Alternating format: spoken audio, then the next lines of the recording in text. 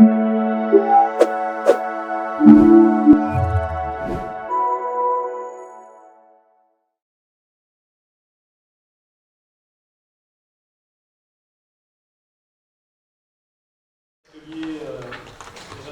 juste, madame Michel Boujol, je vais animer cet atelier avec Marc.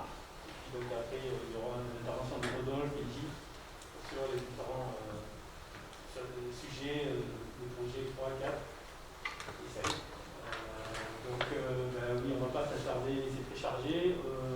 Marc, je vais te laisser la parole pour l'introduction du cas d'usage. Merci Michel. Donc, Marc Naban, data scientist chez Air Liquide R&D, et donc porteur du use case d'event forecasting safe en forêt. Donc, je vais commencer par un slide de contexte de ce que le use case représente réellement.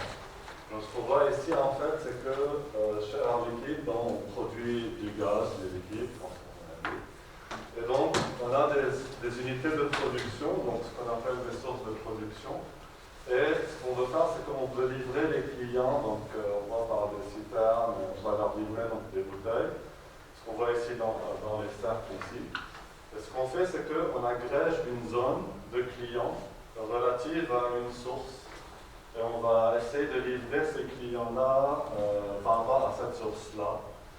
En notant que chez Air Liquide, il y a un système de contrat qu'il faut nous-mêmes savoir quand remplir chez le client. Ce n'est pas le client qui va nous dire. Donc c'est vraiment nous à savoir comment il faut le faire. D'où il y a la notion d'incertitude que je vais évoquer par la suite. Donc en faisant cette agrégation à la source, on pourra avoir une déviation du plan initial. Par exemple, si on produit moins, il y a le risque d'assécher le client, et donc il n'aura pas le liquide dont il a besoin, ou le gaz. Et si on produit plus, il y aura des pertes d'énergie et de stockage, parce qu'on parle de liquide et de gaz stockés à très basse température. Donc la quantité peut changer drastiquement avec un simple changement de pression-température, donc d'après les équations de mécanique des fluides. Et donc c'est pour cela qu'il faut pouvoir prédire cette quantité à livrer avec la plus grande précision possible pour savoir gérer s'il faut par exemple utiliser une autre source pour ces mêmes clients. Donc voilà, ça c'est un peu le contexte général. Si on passe au slide suivant. Et donc là, c'est plutôt comment on a défini le use case dans le cadre de confiance.ai. Là actuellement, il y a un modèle qui permet de prédire une valeur ponctuelle de la demande pour la semaine d'après. Et donc c'est un moyen de prédiction de régression à valeur singulière. C'est vraiment une seule valeur. Donc on voit très bien que même si on a la plus grande précision possible, un RMSE de même pas 1 ou 2%, il y aura tout le temps une incertitude, on produit plus, on produit moins, et donc ça n'aide pas vraiment les opérations. Donc on a beau développer le modèle le plus compliqué, on aura toujours cette incertitude-là. Donc là, on se positionne plus à avoir plus d'idées sur l'incertitude qui va avec. Et donc ce qu'on a comme base de données, c'est des données historiques, donc de la consommation, de la distribution des clients, des données relatives aux clients eux-mêmes, et aussi des données contextuelles, des données relatives, par exemple, à la saisonnalité, etc. Et ce qu'on fournit à Confiance, donc, il y a le modèle Mixurus dont je parlais, donc, qui est actuellement en train qui est implémenté par les opérations.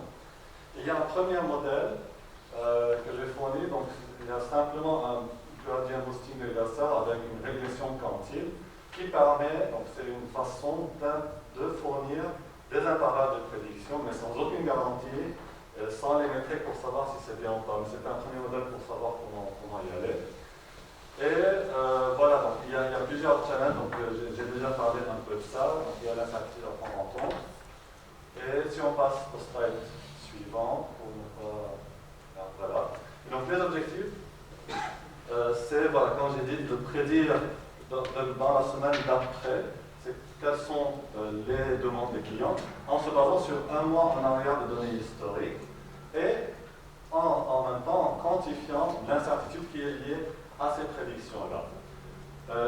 regarde un peu plus de près le dataset qui a été donc, livré dans Confiance, bien sûr, puisque, comme l'avait évoqué aussi Rodolphe avant, c'est très difficile de livrer un dataset, notamment ce dataset-là, il y a des données clients, donc c'est très très sensible, donc on ne peut pas vraiment faire des erreurs dans la livraison.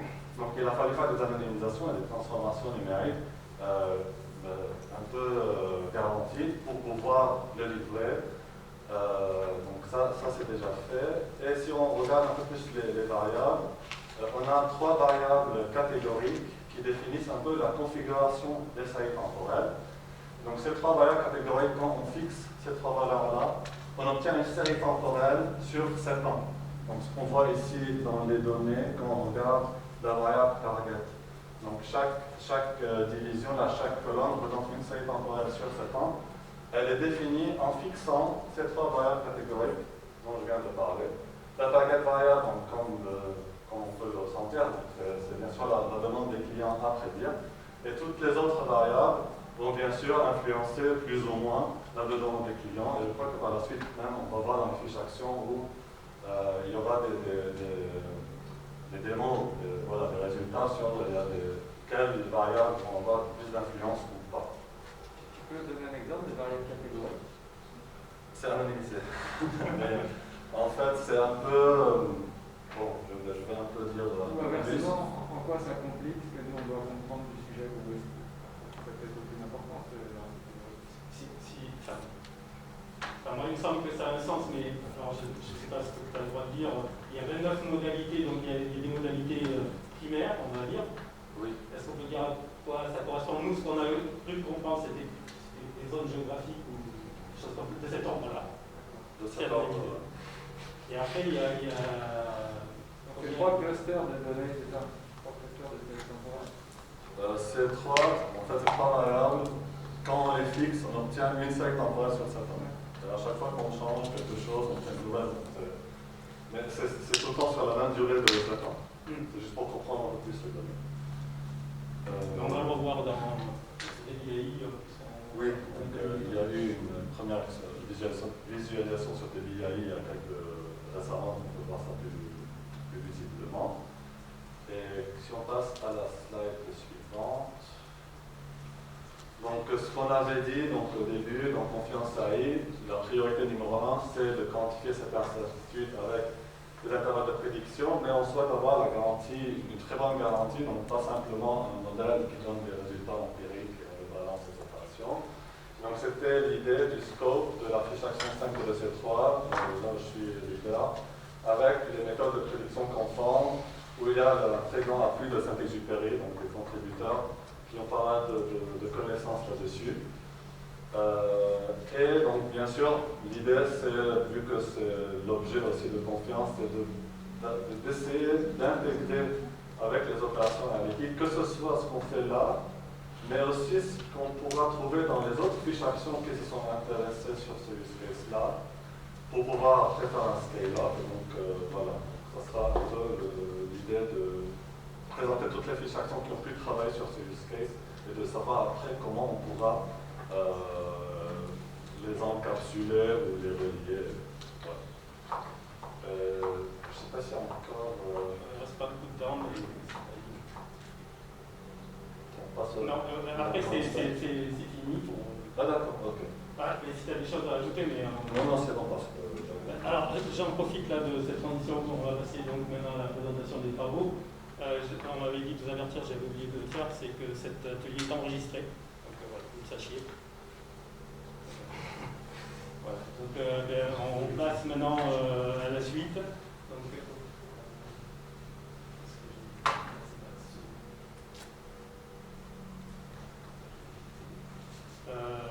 Rodolphe, je crois.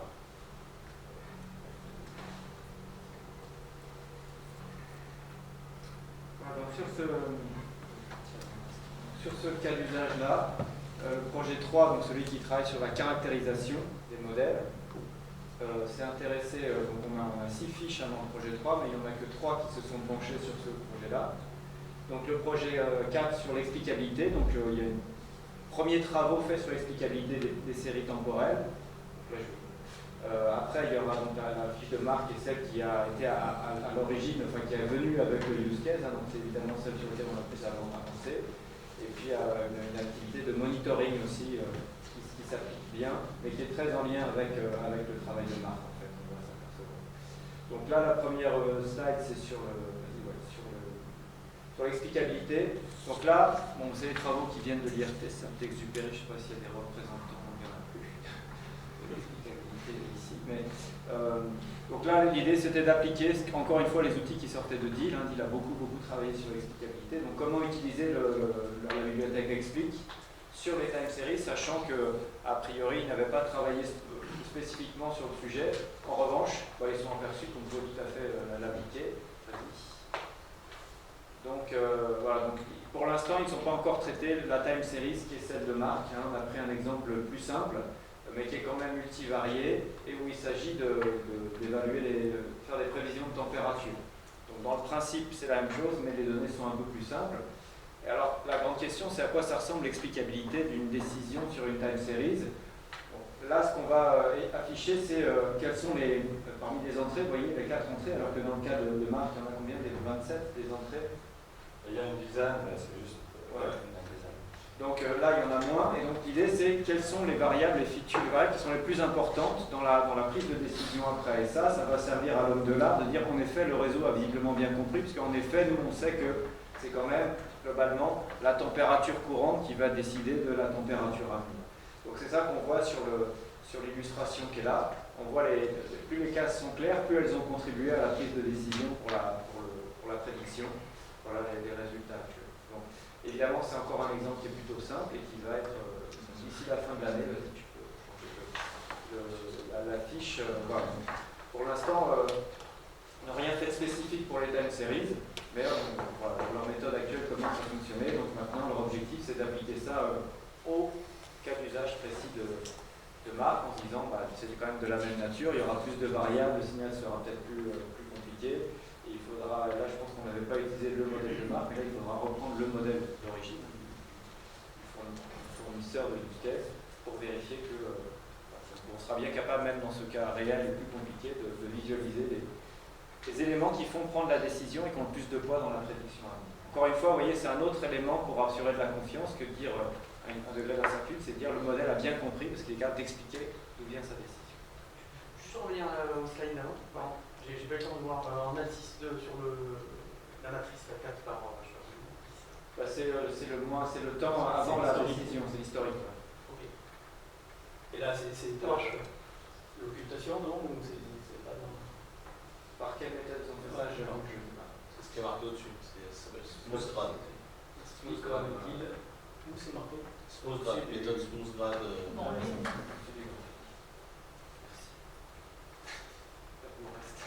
C'est de la corrélation ou de la causalité? C'est de la corrélation. Ouais, la causalité. Ça, c'est pour la recherche pour dire la causalité.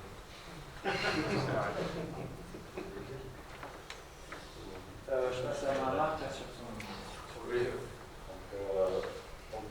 comme on dit, donc, cette fiche action-là, c'était aussi, c'est la priorité numéro 1 du use case quand on l'a fourni vers l'équipe. Donc cette slide-là, on a un overview sur c'est quoi les résultats actuels, les limitations et ce qu'on souhaite livrer à la fin de l'année, à la fin du batch. Donc actuellement, il y a un benchmark en cours qui est à chaud. Et on a commencé par avoir des méthodes de quantification d'incertitude, notamment par exemple la régression quantile qui permet de prédire des intervalles de prédiction. Mais il y a aussi, donc, comme on l'avait évoqué avant, des méthodes qu'on appelle de prédiction conforme, donc où il n'y a pas d'hypothèse quelconque sur la distribution ou même sur le modèle, parce que c'est des méthodes qui peuvent être appliquées c'est comme une surcouche sur les méthodes de quantification d'incertitude qui permettent d'ajuster les intervalles, mais aussi le plus important, c'est qu'il y a des garanties théoriques derrière, donc il y a tous les théorèmes de maths qui ont été appliqués pour avoir des garanties théoriques dessus. Donc ce benchmark il est en cours actuellement. En termes de métriques, donc on a aussi fait une petite recherche pour voir, parce qu'on ne peut pas évaluer comment on va évaluer la performance. On ne peut pas par exemple régression comme RMSE, etc. Donc là, on a vu que dans l'état de l'art, il y a deux catégories de métriques qu'il faut regarder en même temps. Premièrement, on a ce qu'on appelle les métriques de coverage.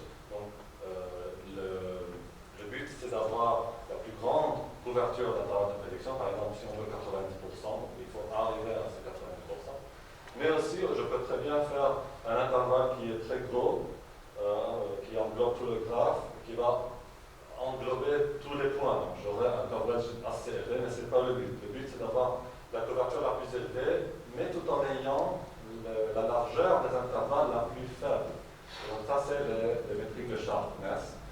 Et donc à l'heure actuelle, on regarde ces deux-là en même temps. Et il y a un petit travail qui a commencé dans la fiche action pour essayer de combiner ces deux métriques et avoir une métrique globale au lieu de regarder les deux. Et c'est encore très préliminaire. En termes de limitation, en fait, pour les prédictions conformes, il y a une hypothèse assez forte qu'il faut que les données soient échangeables, c'est-à-dire à peu près tel que le KIID. Donc c'est pour cela qu'au début de la fiche action, on s'était dit qu'on va essayer d'implémenter les prédictions conformes sur le time series et voir qu'est-ce que ça donne et peut-être essayer d'adapter le travail à la suite. Mais on se rend compte qu'on a de bons résultats déjà en temps réel actuellement. Et aussi, dans l'état actuel, il y a des papiers récents parce que c'est très... il n'y a pas beaucoup de littérature sur l'application sur le série temporelle. Il y a des papiers récents qui prouvent que ça peut aussi marcher sur série temporelle. Donc, ça tombe bien. Là, il faut peut-être faire un petit travail pour challenger, donc pousser cette hypothèse-là et voir si ça va affecter ou pas les résultats de plus. Et donc, les résultats qu'on souhaite délivrer jusqu'à la fin du batch, c'est un module Python qui va combiner toutes les méthodes du benchmark et un rapport détaillé qui va aller plus en détail sur toutes les expérimentations qui ont été faites avec donc les résultats qu'on peut avoir sur ce use case-là. Donc, dans le slide suivant, il y aura donc, un aperçu donc, de comment les méthodes sont un peu répertoriées. Donc, un exemple des méthodes qui ont pu être testées. Donc, comme j'ai expliqué, on peut avoir des régresseurs de base, que ce soit des régresseurs qui prédisent une valeur ponctuelle ou des régresseurs qui prédisent, donc, dont le type de régression est quantile, c'est-à-dire qu'ils arrivent à prédire des intervalles de prédiction. Et il y a des méthodes de prédiction conformes, donc pour CP, pour Confident Prediction, vont venir en surcouche pour, soit pour le cas de régression donc moyenne, avoir déjà des écarts, soit pour le cas de régression quantile, corriger les écarts, et dans tous les cas apporter des garanties théoriques sur ce qu'on obtient. Et donc il y a deux catégories qu'on va regarder, donc il y a des conséquences de ces deux catégories-là. Il y a le split où on peut prendre des modèles pré-entraînés déjà, mais il faudrait avoir d'autres données pour les utiliser pour la calibration, pour faire cette étape de la CP. Donc c'est ça un peu le désavantage du split CP. Et il y a aussi le CAFOD CP où là, on pourra, l'idée c'est de partitionner donc, les données en cas modèle. On pourra à ce moment-là utiliser toutes les données dans notre dataset. Mais le désavantage ici, c'est qu'on aura à réentraîner le tout, donc on ne pourra pas utiliser des modèles pré-entraînés. Et pour l'implémentation qui a été faite, il y a une librairie qui s'appelle MAPI, qui est open source, donc qui permet de faire quelques applications qu'on vient de voir ici. Et pour le reste, c'est une implémentation qui a été faite au sein de la fiche action elle-même, notamment par Saint-Exupéry et par Systemix, donc les contributeurs principaux qui ont pu travailler sur cette partie-là. Et donc, deux autres slides pour voir vraiment l'application de l'avantage d'avoir cette méthode de prédiction conforme. Donc, la slide suivante, là, on voit les modèles d'intervalle de prédiction sans conformalisation quelconque. Le premier modèle, c'est le modèle qui a été fourni au projet Confiance au début de l'année. Et le deuxième, c'est un autre aussi qui était pas mal, donc ça rentre dans la régression quantile aussi. Et donc, pour pouvoir les évaluer, donc, comme je l'avais dit avant, donc, on regarde deux métriques. Une métrique qui va pointer sur la couverture. Donc, l'ACE pour Average Coverage Error, c'est la target coverage. Quel coverage moi je veux actuellement? Donc, par exemple, je veux 90%. Moins la couverture qui a été fournie empiriquement par le modèle. Et la deuxième métrique qui est le sharpness, c'est le pinal. Et c'est simplement la largeur de l'intervalle moyen sur toute la série pour évaluer si elle est grande ou pas. Et donc ces deux métriques doivent être les plus petites possibles. Donc on voit que le premier qui a été fourni au début, donc classé, il est 14,1%, qui est un peu énorme. Quand on voit le deuxième, il est à 7,9%, donc c'est à peu près la moitié. Mais on voit qu'en termes de final, le premier, il est mieux que le deuxième. Et c'est là qu'on voit la complémentarité des deux métriques, c'est que le deuxième a pu réduire la CE, mais c'est juste parce qu'il a augmenté les intervalles. Et donc c'est pour cela qu'il a un final plus élevé. Donc c'est vraiment l'idée où on voudrait avoir les deux métriques à la fois les plus petites possibles. Et donc quand on passe au slide d'après, donc là c'est donc des exemples de modèles où on a utilisé aussi l'étape conformalisation après. Donc le premier c'est le même que celui de la slide d'avant, mais avec une étape de conformalisation qui est du CAFOL ici, donc pour les deux. Donc on voit qu'il y avait un AC de 14%, on a réduit à 8%, mais le Pinot il s'est un peu élevé quand même. Et un des modèles les plus où on a obtenu les meilleurs résultats actuellement, c'est donc du random forest avec estimation de variance conformalisée, où jusqu'à présent on a versé à 4%, et le Pinot à 0,5 qui est à peu près égal aux valeurs qu'on a obtenues avant. Donc pour l'instant on se dirige vers ces résultats-là, qui sont pas mal au point de vue opérationnel. Alors, juste une petite remarque. Notre objectif, c'est pas d'avoir le meilleur réseau possible, c'est d'avoir les meilleurs outils de mesure possibles. Comme on le présente, on a tous l'habitude de vouloir avoir toujours le meilleur réseau. Dans le projet 3, nous on dit on va avoir des outils de mesure. Donc là, ce qu'on montre, c'est qu'on a un outil de mesure qui est pertinent. Et parce qu'il a dit un petit ACE, un petit Pinot. Donc ça veut dire que c'est le bon réseau. Il ne faut pas inverser la démarche. Notre démarche, c'est de dire je veux un outil de mesure qui me permet de qualifier lequel est le meilleur. Et le fait que j'ai trouvé un réseau meilleur qu'un autre, en gros, si c'est le cas, c'est accessoire. Même si pour Air Liquide, ce qui les intéresse, c'est d'avoir un réseau qui marche bien. Mais moi, ce que je veux fournir, c'est un bon outil de mesure.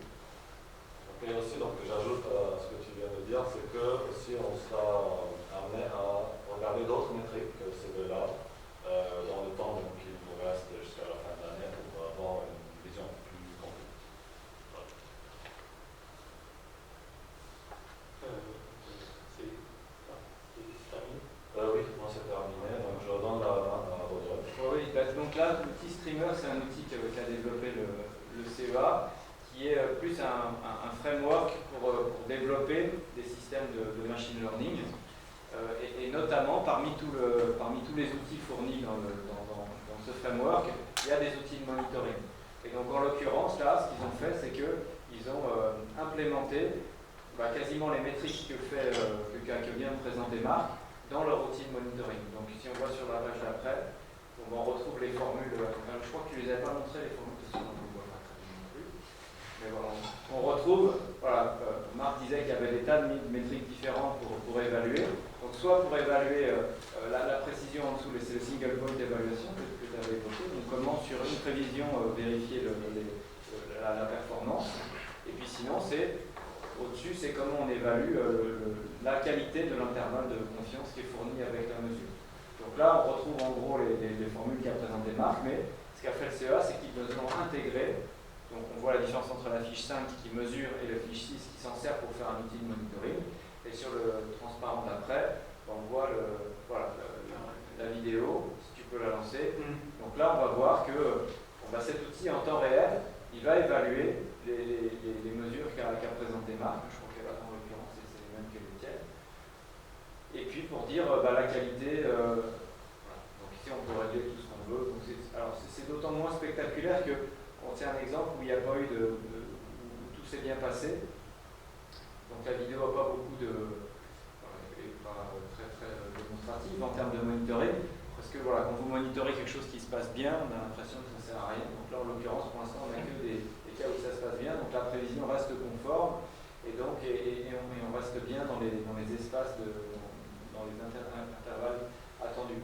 Vous voyez bien que dans le monitoring, ce qu'on va faire, c'est que puisque Marc a calculé un intervalle d'incertitude dans lequel il peut garantir qu'on va se tenir, le monitoring est capable d'utiliser ça en disant si on sort de cet intervalle, c'est que soit il se passe quelque chose d'anormal dans le fonctionnement de mon système, et à ce moment-là, éventuellement, je le réentraîne avec ces données-là, soit c'est qu'il y a en l'occurrence, là, on n'est pas en train de monitorer des pannes, cette prédiction, mais voilà, ce qu'on va utiliser, c'est cet intervalle de prédiction et détecter que quand on en sort, le monitoring va dire il se passe quelque chose, on a tiré la fonction. Voilà. Comme je disais, j'aimerais bien qu'il y ait un truc qui soit devenu tout rouge, mais voilà, ça marche trop bien dans les installations d'hermétique, donc on n'a pas d'administrer. C'est très décevant. Ou encore une fois, je nous ai caché les systèmes où ça ne marchait pas, les fois où ça ne marchait pas. Donc c'est aussi un des problèmes qu'on a avec les use cases, c'est qu'on veut aussi des use cases qui sont des trucs pathologiques pour qu'on puisse les détecter, notamment avec le monitoring. C'est ça qui est simple. Oui, tu peux arrêter, je pense.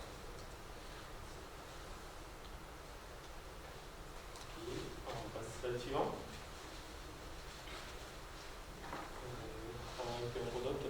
Non, là, tu peux passer la main. Donc on passe maintenant, on change un peu de sujet, donc on était la caractérisation, là on va passer sur le design, mais je vais laisser la parole. C'est clair. Ouais.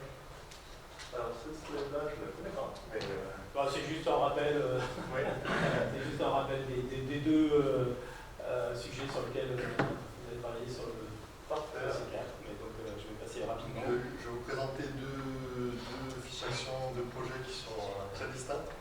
Le premier sujet, c'est celui-ci sur lequel en réalité je n'ai pas travaillé. C'est un collègue du CEA dans mon équipe qui a travaillé sur ce sujet-là, donc Aurélien Demolévi, qui n'a malheureusement pas pu être là. Donc je présente à sa place. Soyez indulgents sur les explications. Je vais très rapidement passer sur ce slide dans le sens que j'imagine que la plupart d'entre vous êtes au courant des notions de l'attaque adversariale. L'idée, c'est la possibilité de tromper un modèle en perturbant les données d'entrée. Voilà, comme ici l'exemple qu'on a vu. Ici, simplement un petit message, c'est dire que finalement, il y a une course entre les nouvelles attaques et les nouvelles défenses ces dernières années. Et petit à petit a émergé l'idée de générer une défense qui soit, effectivement, on en parlait un peu formellement, en tout cas qui puisse être certifiée. Et donc c'est l'objet du randomized smoothing, l'objet de ce travail. Ça est bien, parfait, merci. Et donc, quelle est en une phrase l'idée derrière le randomized smoothing? Bonjour. L'idée, c'est justement de perturber les données d'entrée, d'ajouter un bruit qui soit gaussien, et ensuite de travailler sur la distribution issue de la prédiction sur ces données perturbées. Ce qu'on peut dire, par exemple, c'est que en fonction de la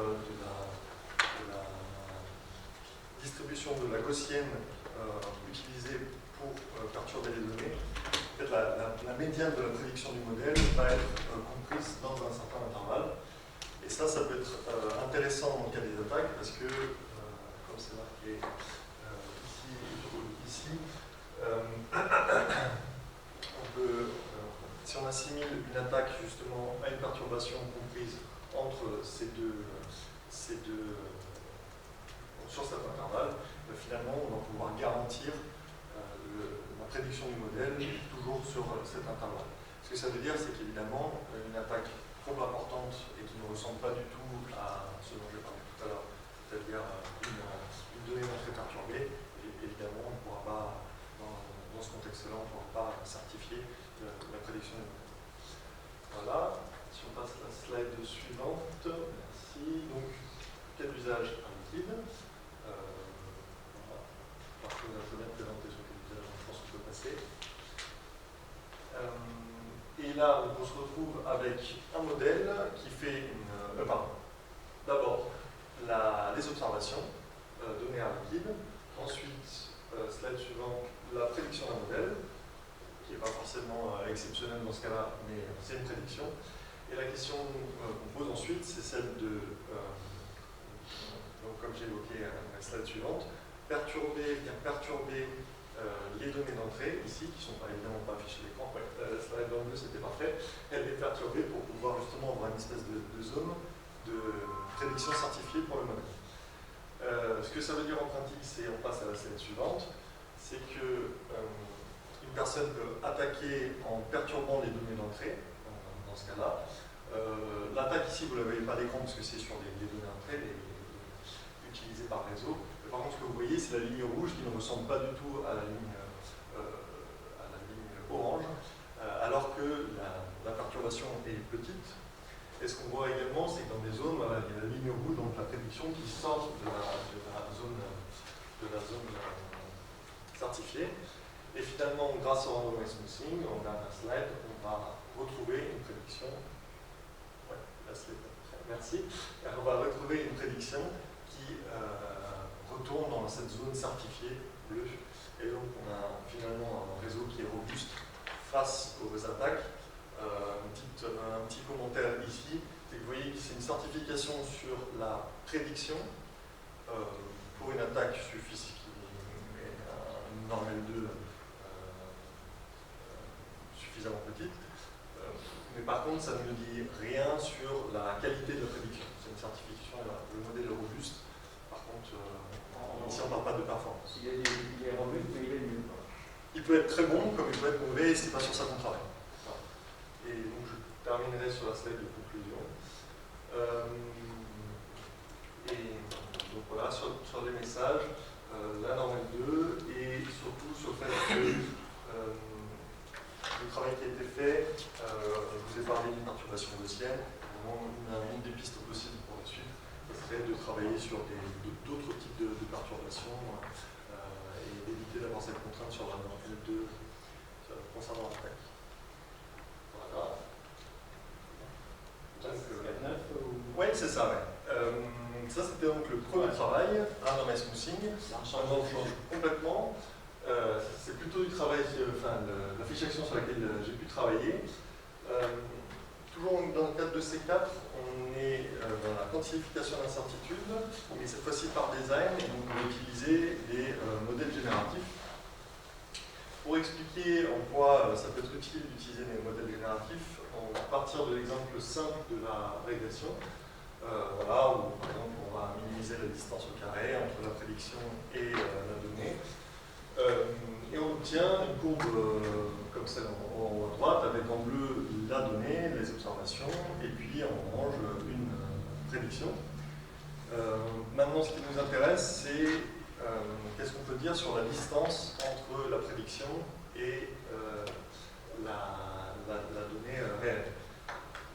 Finalement, on peut décomposer cette incertitude en deux composantes. La première, une composante venant de la donnée, une composante venant du modèle. Sur le modèle, le message peut être assez simple dans son sens. Il suffit d'améliorer le modèle, plus grand, plus de paramètres, meilleur descente de gradient. On s'intéresse également à une estimation de cette incertitude dans le cadre de la fiche action. Par contre, je n'ai pas le temps de vous montrer ici la méthodologie utilisée.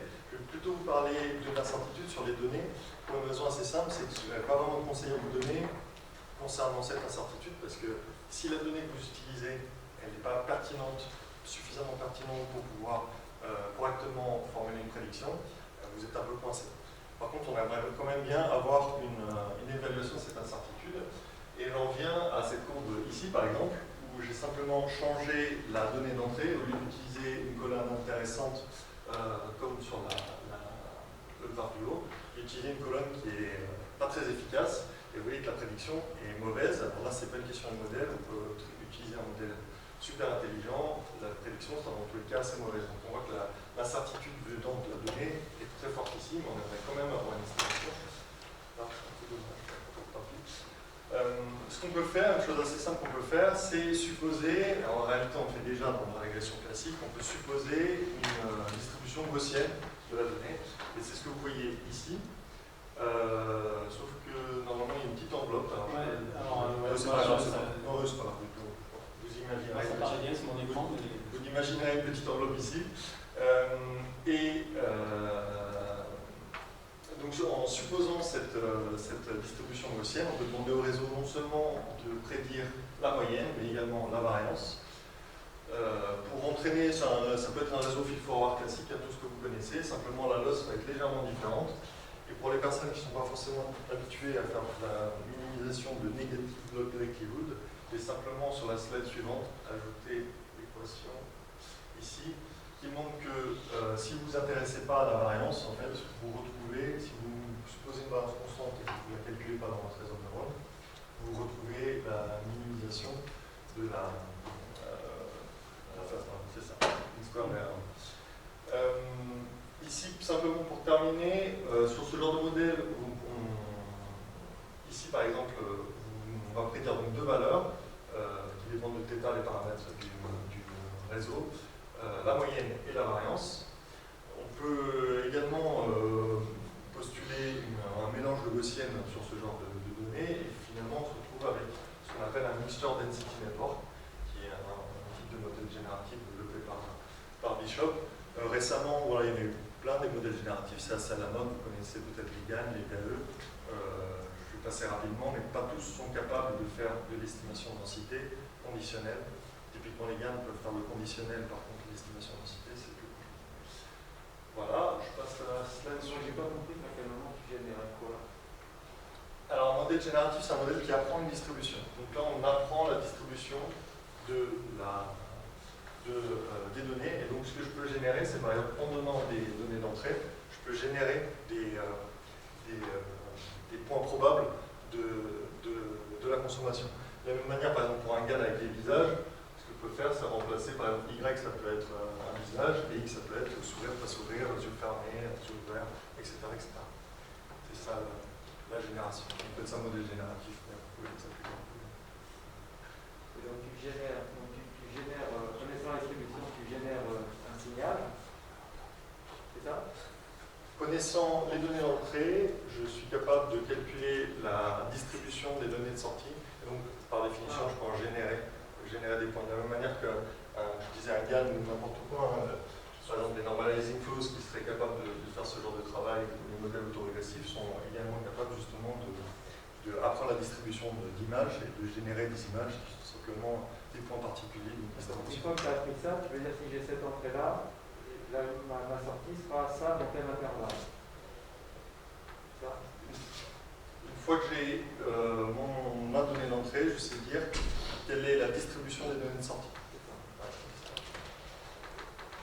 Si on a bien compris, ça veut dire que si on prend des exemples donnés par Marc, on apprend la distribution de ces points, on pourrait générer en sortie des courbes d'estimation de production de gaz ou de liquide pour subvenir aux besoins des clients. On générait des courbes, une courbe virtuelle de besoins.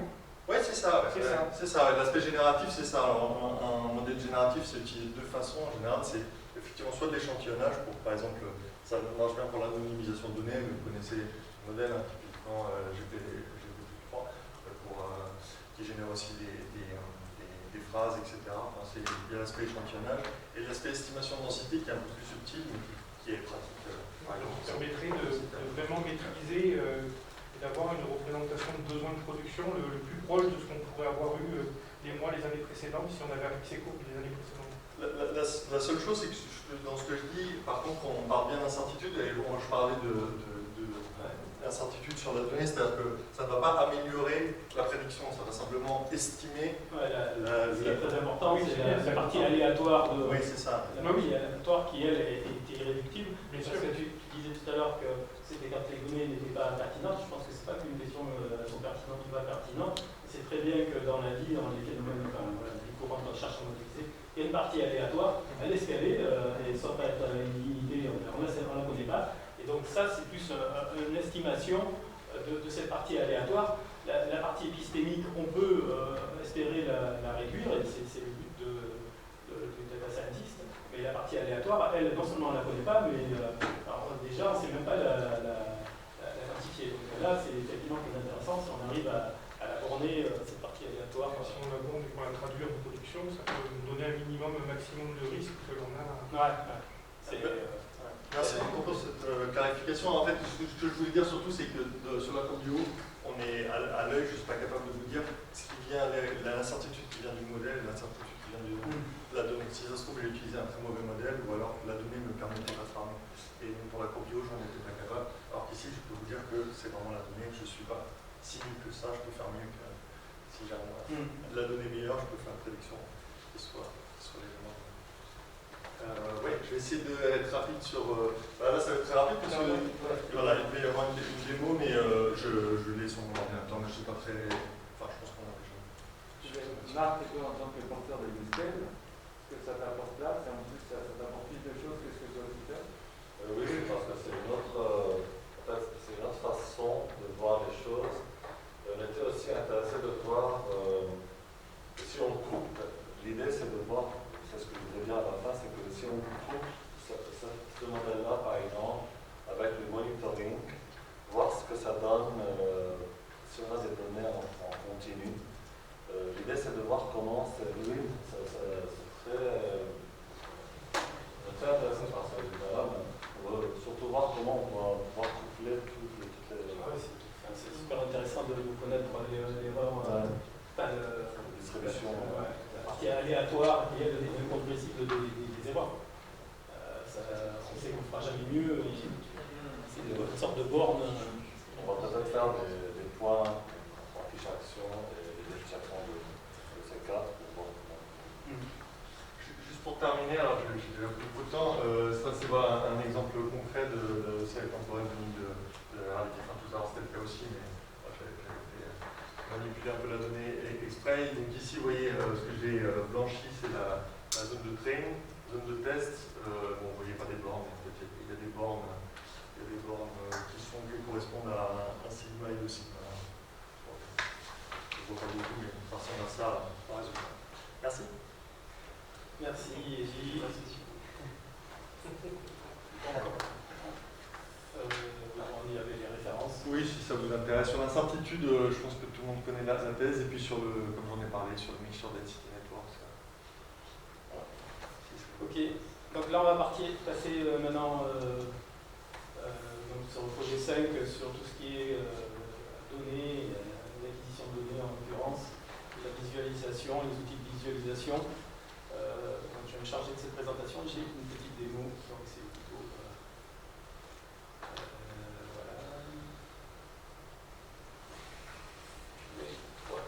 Elle se lance.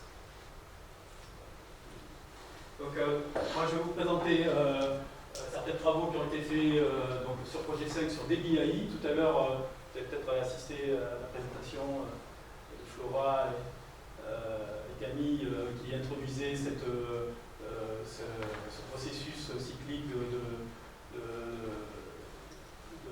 modélisation avec bien sûr une partie qui est de la découverte de données. Et puis après, quand on a des modèles aussi, c'est de comparer les modèles, comparer les performances et de regarder un peu si elles sont déviées. Donc là, cette première partie, c'est donc un outil DBAI qui a été créé par l'IRT System-X qui permet déjà de découvrir les données. Et là, très rapidement, on voit les modalités. Donc sur la gauche, on voit qu'il y avait 29 modalités primaires qu'on a interprétées comme des zones de production. C'est peut-être pas ça, mais en tout cas, ça nous a aidé à comprendre un peu après les modèles. Donc, tout est anonymisé. Et il y avait 16 modalités secondaires qu'on voit sur la droite, donc, qui sont maintenant ici en bas, qui correspondent, là aussi on a interprété à des événements comme des jours fériés ou d'autres choses. Mais bon, c'est peut-être pas ça. Toujours dans la découverte des données, là aussi donc, il y a des widgets qui permettent de vite voir les catégories et la structure des données. Là aussi, pour se faire une idée de quoi ressemblent les données, donc là c'est juste un plot de points avec, on les a triés par modalité en fonction des catégories. On voit bien qu'il y a 29 modalités, je pense qu'on va le voir. Et puis toujours, là maintenant on fait un tri, pas selon les modalités, mais on regarde ce qui a été utilisé en train, en test et en train. Le rouge c'est en train, les bleus c'est en test, et on voit qu'il y a 29 séries sur 7 ans, et qu'on a pris le début de la série sur chaque année comme en train et le reste en test. Voilà. puis maintenant, on va passer à une autre étape. Alors, donc, c'est des widgets. Il y a un panel de widgets qui sont disponibles sur DBI. Sûrement qu'on va en rajouter. Vous allez voir, il y a des fonctionnalités très très sympas. Chaque widget a une fonction qui permet de faire du filtrage. Et vous allez voir comment on s'en sert. Donc là, on va, par exemple, on veut vouloir montrer les résultats de différents modèles en fonction des modalités et en fonction des modèles. Alors, en l'occurrence, il y a les 3 modèles qui ont été testés. Et on va se servir de cet affichage-là qu'on vient de créer comme filtrage. Donc, vous allez voir, on va actionner une fonctionnalité de filtrage. Voilà. Là, on actionne le filtrage et maintenant, on fait un filtrage graphique qui permet de sélectionner graphiquement tout ce qu'on veut, ce qui est affiché sur ce graphique. Et après, il y a un widget qui permet d'afficher donc la grande trousse et les intervalles de confiance. Donc la borne basse et la borne haute des intervalles de confiance se volent pour plusieurs modèles. Et suivant aussi, non pour l'instant il n'y a pas de... Oui, alors excusez-moi, c'est pas des modèles de prédiction, c'est des modèles de calcul d'intervalle de confiance. Donc il y a celui du milieu, c'est à peu près assez basique où on a calculé une variance globale et puis on l'applique sur l'ensemble du modèle. Après, donc les autres, c'est ce que vous a présenté tout à l'heure Marc et Rodolphe pour améliorer ces prédictions. Alors aussi, ce qu'on peut afficher, c'est dans les KPI, enfin les indicateurs intéressants, donc Marc en a présenté, la sharpness, l'ACE, et ainsi de suite, le coverage. Donc là, on va vous montrer comment on peut afficher la sharpness. Donc la sharpness, on l'a créée, c'est une variable virtuelle. En fait, la sharpness, c'est la borne haute de la prédiction moins la borne basse. Donc on a créé une variable virtuelle, c'est top moins bottom, donc, puisque les variables s'appellent ainsi. Et vous allez voir, on va aller, là il nous affiche, on va faire l'affichage des statistiques. Et ce qui est intéressant, c'est qu'on va voir, donc là on peut l'afficher sous différentes formes, on va l'afficher au final sous forme d'histographe, et on voit qu'elle est très variable suivant les modalités. Et là aussi c'est important d'avoir un modèle de calcul d'incertitude qui puisse s'adapter aux différentes modalités, puisque c'est très très variable la variabilité des prédictions suivant les modalités. Et le dernier affichage qu'on va vous présenter, là on vous a montré les prédictions avec les intervalles de confiance autour de la grande trousse et celles qui étaient dedans et en dehors. Là maintenant, ce qu'on va vous montrer, c'est le même principe. On va vous montrer les résidus. Donc grosso modo, qu'est-ce qu'on fait? On soustrait la prédiction à l'intervalle aux prédictions hautes, enfin aux limites hautes et basses des prédictions. Et donc on va avoir des courbes, enfin maintenant c'est centré en zéro puisqu'on a soustrait la prédiction. Et c'est une autre manière de visualiser un peu les résultats. Je crois que ça se termine là. Mais aussi, ce qui est important aussi de voir, c'est que graphiquement, il suffit de déplacer le curseur dans les BI, j'aurais pu vous le montrer, ça met un peu plus de temps. On va pouvoir sélectionner graphiquement les données qu'on veut montrer et les affichages se mettent à jour interactivement. Donc voilà sur DBI, combien il nous reste. Donc on est presque arrivé au terme de cet atelier. Il nous reste... Alors attendez, je vais reprendre. Il reste une slide. Donc voilà, là c'est les affichages que je vous ai montrés dans la vidéo. Bon, je pense qu'on peut passer. Et il reste donc, comme il reste que quelques minutes, il y a ce dernier transparent. Marc, tu veux en dire deux mots? Oui, donc pour faire une synthèse, donc quand on a livré le use case, on savait que donc, il y a la fiche action 5 que j'avais présenté. On savait qu'il y aura aussi par exemple le streamer, donc, avec les échanges qu'on a pu faire, et aussi un peu d'interprétabilité, donc qui n'est pas encore, il y a le toy dataset, mais là il y a des travaux en cours dessus. Mais ce qui est bien aussi dans le projet, c'est que côté CK, là ça devrait être la 6, le deuxième. Donc il y a donc, ces deux actions-là c'est des opportunités en plus qu'on va pouvoir un peu regrouper pour voir comment on peut tout encapsuler. Et donc, ça sera bien de voir comment, s'il y a d'autres potentielles applications. Le but, c'est d'avoir un pilote, comme j'avais dit, pour faire en une seule occurrence, et de faire un scale-up, mais ça arrivera après. Donc, déjà, faire ça, c'est pas mal. Donc, voilà. Merci pour votre attention. Ouais. Bon, donc là, on arrive au terme normalement de cet atelier, il est 17h. Donc on a commencé un peu en retard. Je pense qu'on peut prendre 4-5 minutes, voire plus, pour des questions si vous en avez.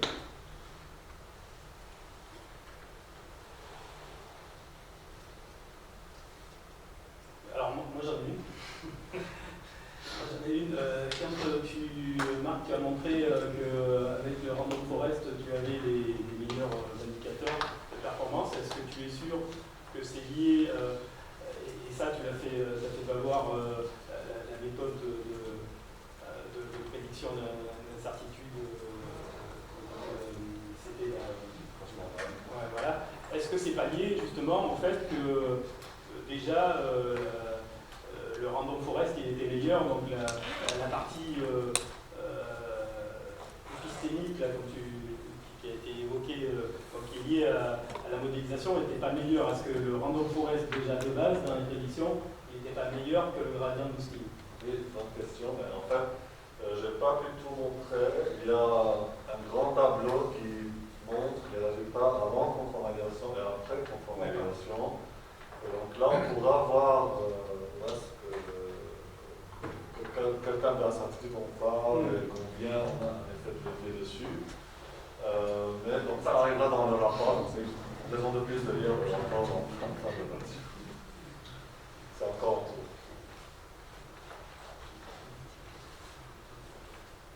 Et l'outil de l'IRI, là, c'est un outil de monitoring en fait. Alors c'est un outil alors de monitoring, il fait pas pour l'instant il fait pas de streaming. Juste de visualisation. Il fait juste de la visualisation. La partie streaming c'est envisagé, mais par contre par rapport à l'outil comment s'appelle votre streamer, ouais, il faudrait voir la complémentarité. Il y avait une question, je crois. Oui, mais c'est justement sur la partie des AI. Ouais.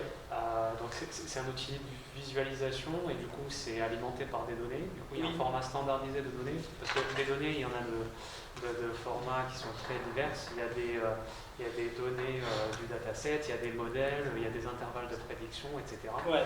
Tous ces données-là, ils doivent être interfacés pour qu'ils soient alimentés. C'est ça, il y a des formats. Alors je ne vous ai pas tout montré, effectivement. Il y a un travail préalable, d'ailleurs qui pour l'instant, il y a un module Python qui permet de mettre les formats les données dans le bon format, qui à terme, normalement, ça devrait être fait de manière graphique là aussi, c'est-à-dire, je ne sais pas si vous connaissez un peu H2O-Flow, un truc comme ça, où on lit les données, puis après on dit c'est tel type. Donc on pourrait envisager ce même type de fonctionnalité dans des BI, mais ce n'est pas le cas. Pour l'instant, il faut donner la typologie des données, après on peut les classer en différents, il y a des notions de blocs, enfin c'est un peu plus complexe que ce que je vous ai montré. Mais oui, il y a un travail préalable à faire sur les données. Après on peut rajouter des données. Après aussi l'intérêt des BI, c'est bien sûr de faire de découverte de données, mais c'est aussi D'ailleurs, il a été conçu pour ça, hein, des BI, c'était pour les détections de biais. C'est pour détecter des biais de modèles par rapport à des variables contextuelles. Il a été, par l'IRT Systemix, il a été développé dans ce sens-là. Il peut faire plus que ça, mais à l'origine, c'était ça. Et après, donc, on peut comparer, on peut charger des modèles, on peut charger des résultats de modèles et faire des comparaisons graphiques sous différents angles. Et c'est en ça que c'est intéressant. C'est très rapide. Il y a des widgets qui existent. Une fois que les données sont chargées, on peut faire pas mal de choses.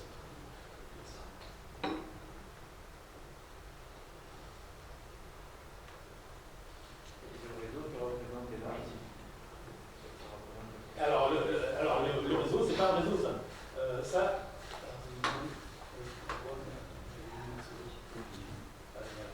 Donc ça, c'est un graphique donc, ça s'appelle Parallel Coordinate. Donc c'est Plotly, hein, je ne sais pas si vous connaissez, c'est Plotly derrière. Donc Parallel Coordinate, donc c'est des coordonnées parallèles où on donne deux données. Donc là, en l'occurrence, on donne des modalités primaires, les 29 modalités primaires. Et là, les 3 modèles qu'on veut comparer. Et je me sers, donc on lui dit, passe-nous ce diagramme, et après on active le filtre. Et ce filtre, sur tout ce qui suit, les données d'entrée des widgets pour lesquels on demande un affichage vont être filtrées par ce graphique. Donc là, une fois que je déplace les curseurs ici, et je peux aussi sélectionner plusieurs modalités, ou je peux plusieurs modèles, je fais read row et il m'affiche les données correspondant aux modalités que j'ai choisies et au modèle que j'ai choisi. Et ça, c'est vrai pour l'ensemble des données. Donc, c'est un moyen très très pratique de pouvoir sélectionner. Alors là, on s'en sert pour l'affichage, mais on peut s'en servir aussi pour créer des datasets réduits, filtrés de données, pour filtrer les données graphiquement et constituer rapidement de nouveaux datasets.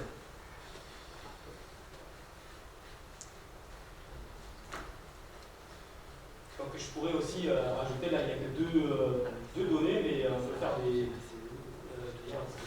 c'est un peu le cas là, sauf que là c'est des parallèles catégories, c'est sur les catégories, mais c'est même pas parce que là il y a 4 données qui ont été affichées catégorielles, mais s'il y en avait 5, on pourra en rajouter plus.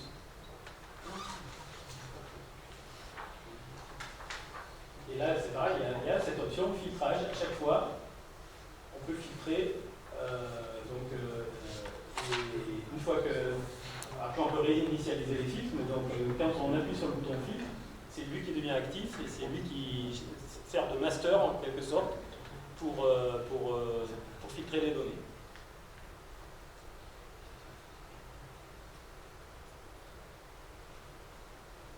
D'autres questions ou...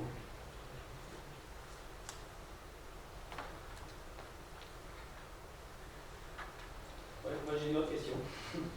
Est-ce que vous avez envisagé, alors toujours dans le souci d'améliorer les prédictions déjà avant d'améliorer l'incertitude, d'utiliser des techniques, on dirait type transformer, mais c'est-à-dire à base d'attention, c'est-à-dire les mêmes cellules d'attention que dans un transformer, mais avec, voilà, bien sûr, il ne s'agit pas de faire des modèles de transformer type NLP, mais des petits modèles, parce que je suis persuadé que ça marcherait. En fait, si Abib était là, il y a eu un point sur cette question, vu que je suis arrivé cette année, mais de ce que j'ai su, c'est qu'ils ont testé beaucoup de modèles à prédiction singulière, avant en LSTM, donc au réseau récurrent, on vraiment testé beaucoup de modèles. Mais on s'aperçoit, comme je l'avais évoqué au début, qu'il y a tout le temps des erreurs, tout le temps des incertitudes, tout le temps des pertes ou des risques de la session du client. On s'aperçoit qu'au niveau opération, ils sont beaucoup plus intéressés à quantifier cette incertitude-là, en sachant qu'il y a 20-30 ans d'expérience derrière, à savoir que tel client veut telle commande, voilà. Et donc, c'est pour cela qu'il y a cette direction-là l'identification d'incertitude au lieu de rester à trouver le meilleur modèle. Mais pour les transformers ou modèles d'attention, je ne suis pas sûr. Mais je sais qu'il y a eu pas mal de tests pendant des années. Ouais, ben justement, enfin, moi je sais que quand j'ai commencé à m'intéresser aux transformers, c'est quand on a dit qu'ils allaient remplacer les réseaux LSTM. Et effectivement, je suis convaincu qu'ils vont remplacer les réseaux LSTM. Je pourrais transmettre.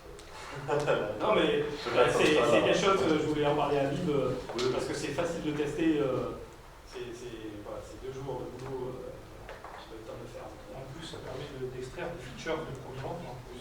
Ouais, c'est aussi faire l'explicabilité, ça va dans le bon sens de l'explicabilité, ça va dans le sens de l'histoire. Et surtout sur comment faire l'embedding en entrée, il réfléchit, je pense qu'il y a des manières de faire quelque chose de pas mal dans le source que vous avez.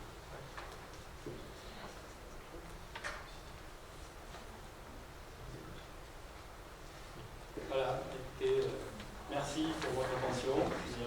Merci.